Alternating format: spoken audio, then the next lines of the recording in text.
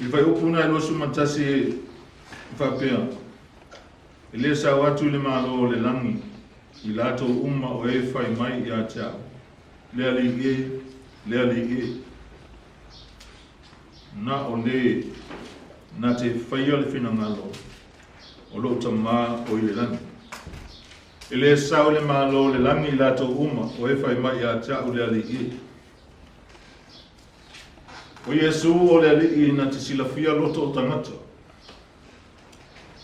I le wha se tia fo I le ali o Yesu I wha punga tangata. Awa ua toi titia tangata uma o na lato lota o le swafo le ali. O le lato tala vo iana e whai le ali I. A whai inga I o la unga le ali o Yesu. Le ala vea mai aile mta pua lima sau le ono malfitu. Pai mai Yesu ele sao le malo le nami. O se fesili voi le vatu lai mo oe mao. Po wa emo tinoa te sao le malo le nami. Amen. A fai wa emo tinoa toe va ailo wolanga po va pefena fa tino lo wolanga I lumo le tua.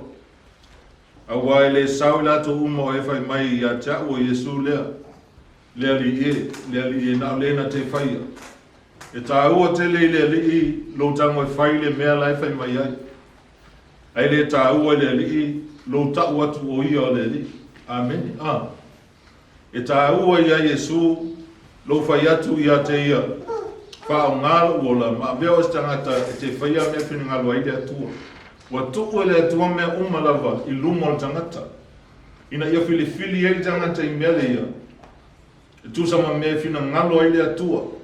Whai le mea tonu, whai le mea sili, whai le mea e tusa malfina ngalo le atua. Awa o whai unga ia o la unga Yesu, e tau ma whai e unai tangata, ina ia wha ngai oilo no langa, e whai le mea e fina ngalo iai le atua. O levanga o la e lotu, Samoa, nga o ai lotu, ia sa fo I mai, fo I le ainga, esea e matafi ai o leo langa lotu, I whafo mai o le whasa. Ai, e ese wha matalanga, ese me whai, ese le loto leanga, ese le ita fuai lo nauso. E sau e o lai ae tumu me totonu, e le o avesea, e le o yeisa ma le upo le atua I o lato o lama. Ai whawhetai a Yesu o le tau sao mai a, wa le unga le o tātou o le tau sinio iai. I aru le ola e whawawau. Amen. E leo whai mai Yesu I leo le whakau e mai ele sao le malo le langi. Lona minga o lo tau tala se malo e ese atu ma le malo lo I lalo nei. O le malo le tātou te iai lalo nei o le malo le atua. Ua o mai le ma e ina ia mawhai. Ona ieni tangata e mawhai na tōsina mai le malo le atua. Ona o launga luenga wan meo te whaia. A le malo le langi. O ina le aluanga iai tātou wanga inga. Ina ia tātou sao le malo le langi. E leo le lotu e mawhaina e sao malo le langi. E le whapea e tō anga e lotu nga whapea la e sao ngi malo le langi la e te lotu. Ai whai mai Yesu e le sao le malo le langi. I lato uma o e whai mai a te au le ali e. O le tele o tangata. Nā tō te tau le suafo le li ma tau le li. Wa e tango e whai tau le ma tau pulea. E iei tangata ia sa whai a Yesu o lo suafa na mātou tulia I te moni, o lo suafa na mātou whai e le te lo whapenga. Ai whai mai le li, o ese atu ia I a te au, te li loa o tau o e a mio leanga. E lua tangata le e tuspa ia, te tilo anga iai. O sila fia I ova le ala o e a mio tonu, a e whano le ala o e a mio leanga. E le fia le atua I le a mio leanga. E le iloa la po o Iese so tātou whaia le ngātua I ngā meo. O te iloa la vai le iai pēr whai o estanga tamatau le atua. Ai ia e iloa fili le me fina ngalo e le atua. O le me moia whawhia le atua a o e iai le ola. Amen. Amen. Ia fia le atua ia oe. A walanga tele teimi e iai o mana onga te tangi ai le atua. Amen. A le tā uala e le o whaia le atua o lo mana onga. A lo whai o le me mana o le tua, ina ia mawhai ona e sau le malo le rangi o sau nia le tua, mo sos tangata. Toi titi ai o ai tamaiti la iti, Oi loa tau le. Oi loa pese le. Ai le ua toi au mai fo le tau tilo nga iai. Pa fetai a Yesu o onga Yesu to tonu o tau puia. O lai fai mai iau tolu atu le fai totoa. Va piapi. Lona winga tangata e alu mo le atua. E pe iwa leo toi whaalau te lea lona o nanga. E leo toi na o atu le tele o mea. E leo toi tō singa atu. I mea leo langa ma le lalolangi sa masani ai. Ai o savali e tusa ma le mea fina ngalo i ai le atua. Ua nau ina ia whaia le fina ngalo le atua i lona o langa pe o tala i Yesu. Wai mai Yesu o te le isau e whaile me o te loto i ai. Na o sau e whaile me e fina ngalo i ai. Lota ma. Pe fina ngalo e lena a wina mai au. E mo mia le atua se whanau whapena. Se ainga whapena pe o le winga o tala i a Yesu. E iei le tala o lo iei le tusia e peru. E whapea. Ua maua e tātou le malo. E le mawhai o na lulu ina. Ia tātou au na i le atua i le hapa ma le mingau. Ina ia fia mai o ia ia te tātou. E mawhai ona e whawhia ina le atua. E le whawhia ina e sausiba. I le whawhia ina i niau whamatalanga. Ai whawhia le atua i whati nonga o lo langa. Amen. Amen. Ina ia a vea o stangata e te whaia le mea whina ngalo i le atua. Whaatino le mea le whina ngalo i le atua. Ai leo le whaia o tātou lapa loto. Amen. Amen. Awa e whaia le mea whina ngalo i le atua. O nawa e lunga le awala sao. E mawhaiana e laa ma e anga i atu. I le ola e whaakabau o sao ni e le atua mo tātou. Telo tangata. E tau na ona tau soa whale lei. Ai whaia o lātou lapa loto. E whaia me mana na o lātou e whai. Ai o se lui lea mo tātou a inga i atu tūl whanau. Ia maso se tangata e mawhai ona maua se kopi o le nei whamatalanga ma whaalongo i ai. Ia e loa wha le atua e lo wolanga.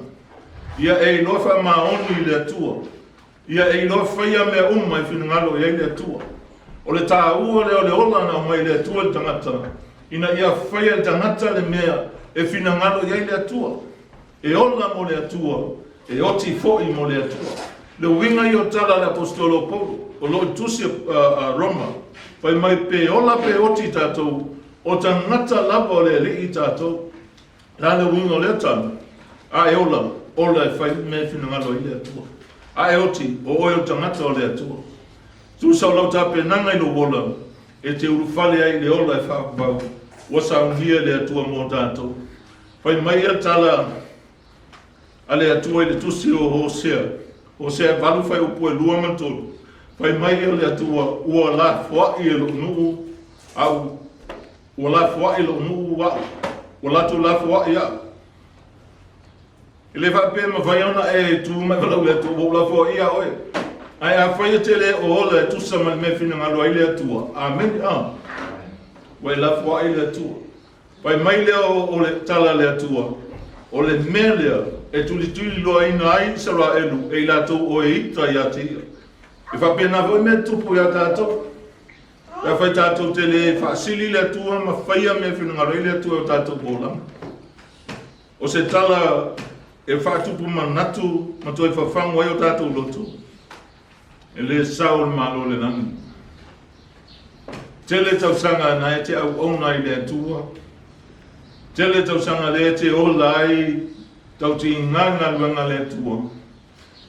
E le sila le atua i lo tau ti nganga. E sila i lo wha maoni. Amen. Amen. E sila le atua i lo tangata ia bea oe matangata. E sila fia le atua lo loto. E sila fia le atua le mafuanga o me te whaia. E sila fia le atua lo matau. E sila fia le atua lo nau. Ina ia whawhia le atua i lo o langa. O le ngona voina e tupu i a te au. Mtato uma, o tau le whanau. Ina ia awane o tātou patanga whaia se mea i luma o tātou atua. Ia se laupa sene mea tātou te whaia i luma o le atua. E le whapopoa i o tātou loto i mea whaia le atua. O le mea silion tāua, A whai tātou tau tino i le atua se mea. Tātou whai. Amen. Tu watu ia te ia mea tātou te tau tō ai. O a mea tātou te ofo i nātu le atua. Whai mea whina ngalo e le atua. Na o whai wiru la ngale a Yesu e iei upu nei. A whai e whia muli se tasi a tea. Au ane usi stai o ia e a te ia. E leo se mea whai ngofie. Au ai te lea mea te mana o iai. Te lea mea te whia iai. Ai whai mai Yesu. A whai e te whia muli. Au ane e usi stai. Ia te oe lava. Ai ia e amolo sa taulo. Ma e muli le li o Yesu. Fa sa taulo ai oe. Le ale wingo le sa taulo. Ta ofi oe. Mai mana ongo le tino. Ta ofi ofia oe. Mai le whai o lo lava loto. Ai tu atu alo wola e te ola mo le li. O le li o le na lave ina oe ma lave ina i tātou. Fa aftai li fa mani nonga Yesu o le whai upu lea. E leo ia se masalo mia po se masalo salo. E le sao le malo le langi. I lato umma o e whai mai a tea. E ui asa iai tangata sa whai atu i le rii. O lo suafa na matou wha maina lo suafa. Tuli ai te moni. Wha malo lo ai mai. O lo suafa na matou profeta ane ai. Ai whai mai Yesu. O ese ia i a tea. O tau o e whai a mio le ana. Lona winga la e whai a. Mo lato wa winga le lei. O lai lava iai me leanga yo lato bolanga. A le lui mo tato wa inga. Le lui. Ia peo tos whanau. Ma tau le atu.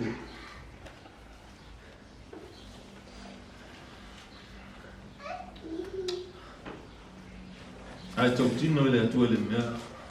Ai whatu langa se mei lumo le atu. Sa vali ai. Sa vali ele na. Si via le atua le rofaro roto i auto. Tato maua whamanianga le atua. E le aima se mea tasi o ta fia le atua. O ta tala mai le atua mea umalama. Ina ia be tato ni tangata. E sa unia le lei wha atua toa ina i tato.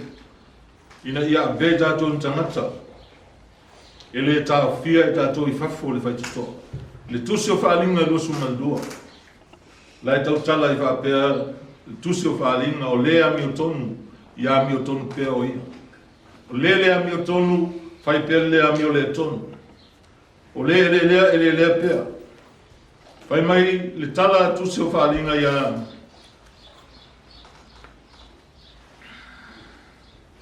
Aua nei whaamaua le Whamau whailonga ina le whaalinga wa o la talata o po.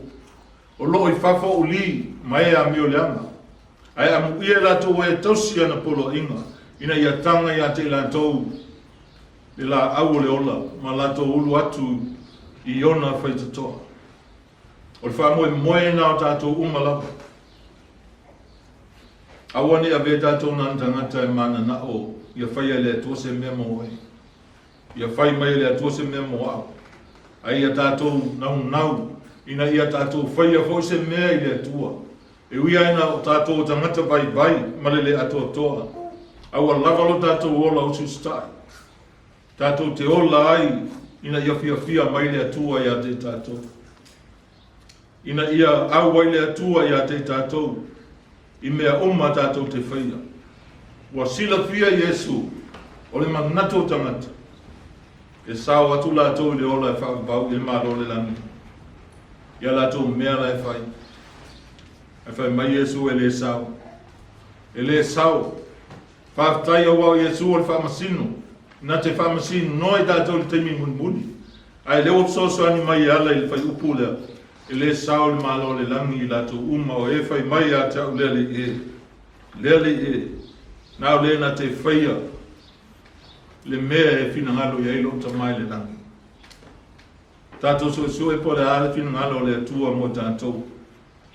Sue pe se ale fina ngalo le atua ina ia tātou whaia me le lei o me sili o me atotoa o me ia fina ngalo i le atua ia te tātou. Tātou te atu mo tātou o langa ato toa I le tua. Nā te wha ato toa ina fo I tātou. Pea ofo ato atu I tātou. Pai mai upol tusia e peru mai vava I atu ia Yesu o le na te taita. Lono winga o le mo mua I o tātou luma.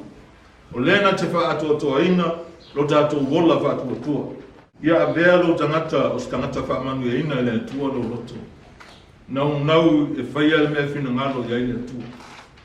Au wai iai le taimi, e iai le aso, lo tātou whaatali iai, ina ia tātou mafuta ma le atua, I le maa loe whaavau o sau nia le atua mo I tātou. Amu ia le au auna, pea saulo na matai I maua o ia lo whaapea on whai, o lo whaia pea le mea whina ngalo iai le li. Peo Yesu e ui lava ina o ia o le atua, na le utino tangata, ai whai mai ele I sau e whai mea e loto iai, aina sau e whaile me whina ngalo iai le na awina mai o ia. E whapena fo ia te tātou. Ia tātou whaia me whina ngalo iai lele. A bea ai oe ma whamanianga le atua, a bea ai lo o langa te o langa tā pena. Ma mauti noa, wa e sau. O le sau, o le upo e whaao ngā tele o tangata I te a whili se au. O sao lau tamal lai mangsama, lai sao, lai piki. Nanga fo lai sata sa le lei lana whatinonga lono langa, ta alu, Faamalosi, ka pēnā fo ia te tātou. Ngā lue ia e sao le malo le atu. Ngā lue whaia me whinu ngā loa le atua. O le ta iala lena, o le whaitotoa lena, e te uru atuai I le ola e whaavau ma le malo le langi, ua saunia le atua mo tātou. Whamanuia le atua I lo loto, I le nei tae au. So ani mai le nganga I a te tātou, toi titi a tātou taunu, o toi titi a whio mai lo tātou matai. Tātou Faamalosi, o toi au se ano na whio mai leo lo tātou whaolo Yesu. Ia vei tātou tangata, e tu ato tātou wola I le atua. Ia vei tātou tangata, I le su e tangata lo whamaoni su e le rei. Ai e upo Yesu e lole la au I o fua. Ia vei tātou ni e fia, e ustai le atua, sa ili me vinangalo ai le atua, ma tātou whaia me fia mai e le atua ia te tātou. Ina ia tātou ulu whale atu I le malo le langi o sa via le atua mo tātou.